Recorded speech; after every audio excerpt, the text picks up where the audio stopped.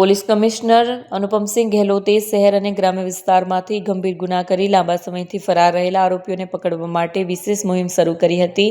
આ મુહિમ અંતર્ગત પીસીબી દ્વારા ખૂન, લૂંટ, ડકેતી, બળાત્કાર અને ઠગાઈ જેવા ગુના કરી ફરાર આરોપીઓની માહિતી એકત્રિત કરવામાં આવી હતી। આ પૈકી કામરેજ પોલીસ સ્ટેશનમાં હત્યા ગુનામાં ફરાર રહેલા રાજકુમાર જયકૃષ્ણ પટેલની માહિતી એકત્ર કરવામાં આવી। તપાસમાં જણાયું કે આરોપી હાલમાં તમિલનાડુના હોસુર ખાતે રાયકોન્ટાઇન રોડ ઉપર GDNR કંપનીના ગ્રાઉન્ડમાં કામ કરી રહ્યો છે। માહિતી પર પૂરતી તપાસ કર્યા બાદ PIRS સુવેરાના નેતૃત્વમાં ASI હસમુખભાઈ મોહનભાઈ અને હેડ કોન્સ્ટેબલ અશોકભાઈ લાભુભાઈની ટીમ તમિલનાડુ મોકલવામાં આવી। પોલીસે ટીમે હોસુર ખાતેથી આરોપી રાજકુમાર પટેલની સફળતાપૂર્વક ધરપકડ કરી હતી।